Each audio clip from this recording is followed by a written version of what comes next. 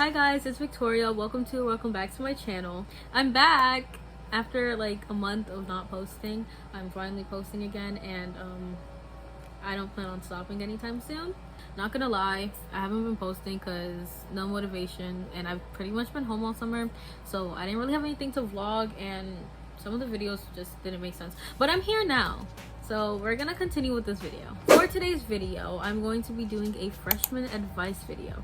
Now, I'm not really the person to be asking advice for freshmen for, because I'm technically supposed to be a freshman and I barely even went to school this year, but I like watching these types of videos, and I know that there are a ton of freshmen who are starting high school soon who are extremely nervous, and I'm here to tell you, don't be nervous. I promise freshman year is going to be lots of fun. I divided this video into about 4 or 5 sections, so if there's a specific part of the video that you want to watch, the timestamps are on the screen and in the description, or if there's just a part of freshman year that you really need advice on, you can go ahead and skip to it.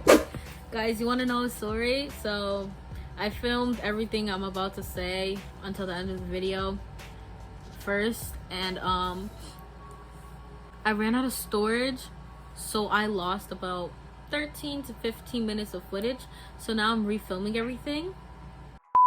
The first topic I'm going to be talking about is friendships / relationships. Let me give you a piece of advice. Come, listen. Do not go into high school looking for a relationship.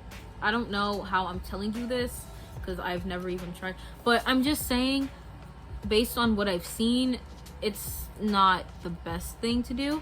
Don't go looking for that person in your 6th period bio class.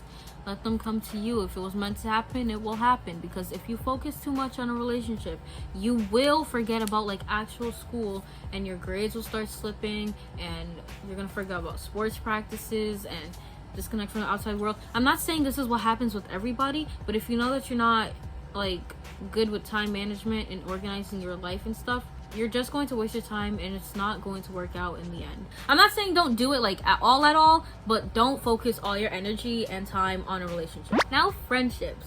Ooh, I love friends. Don't you love friends? Yeah. 95% of the time, your middle school friendships will not last throughout high school.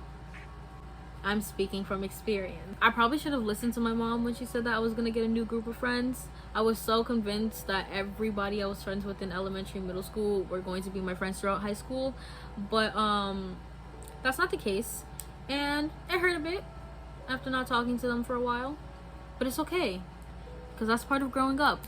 You just gotta move on. As long as both parties ended the friendship on good terms, everything's okay. You will make new friends in high school. You might even fall off just because it just wasn't working anymore, and they might be toxic. You guys might not have the same interest anymore. Don't try to bring the friendship back. This was that phase. It's time for us to move on. Just keep going with it. I know that losing a friendship like that could be really hard, especially if you guys were friends all through elementary and middle school, but it probably happened for the best. So that leads me to my next topic: how to make friends in high school and socialize, aka how to stop being shy. I have a lot of people who ask me how to stop being shy, because if you can't tell, I'm very outspoken and outgoing, and I like talking to people. I can't really tell you how to stop being shy because I'm not shy. Here's my logic. If you're shy and you walk into a room full of people and you see another shy person, or somebody who looks like they'd be an introvert, I feel like you should go up and talk to them. Because if they're shy and you're shy, then you guys could only focus on talking to each other, and it won't be as intimidating as talking to your whole class. As for the actual making friends part, do not be afraid to talk to people, especially other freshmen.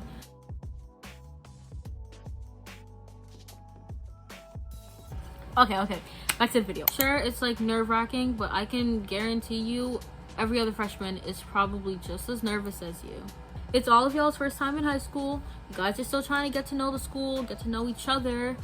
Just take advantage of that.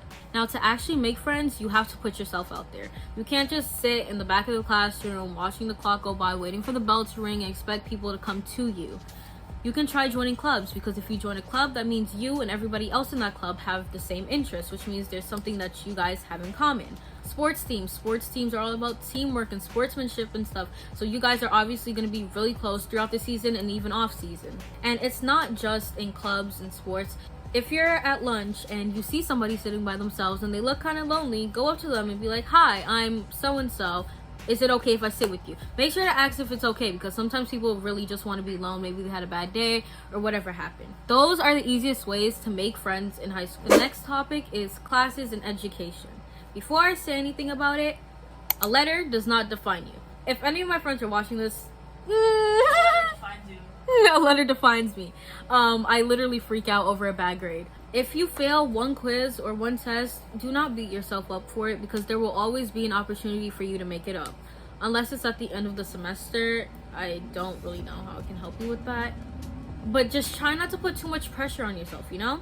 Now for like actual classes, try to take classes that you know you can do, but will challenge you at the exact same time. Now, I'm not saying to make your whole schedule full of honors classes and then have a sport and all this on top of it, because you will burn out really fast.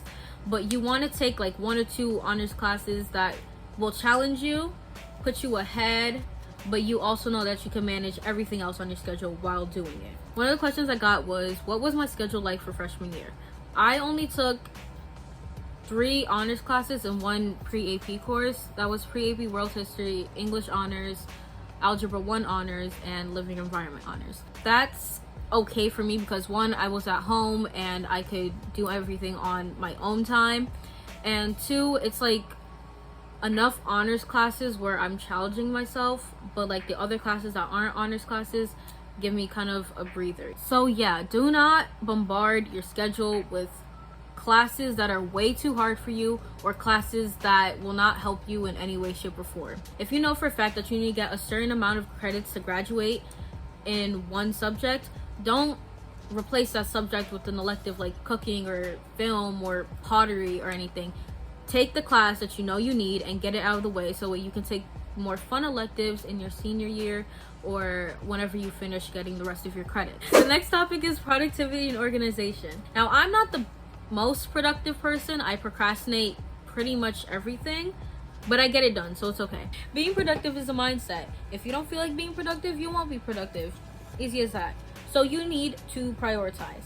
Make sure you get the things that you know for sure that you need to get done first, and everything else after, like homework, tests, quizzes, projects, which can be like spread out on the span of like a couple of days, but those are supposed to be high on your list. And wow, the camera angles just keep changing.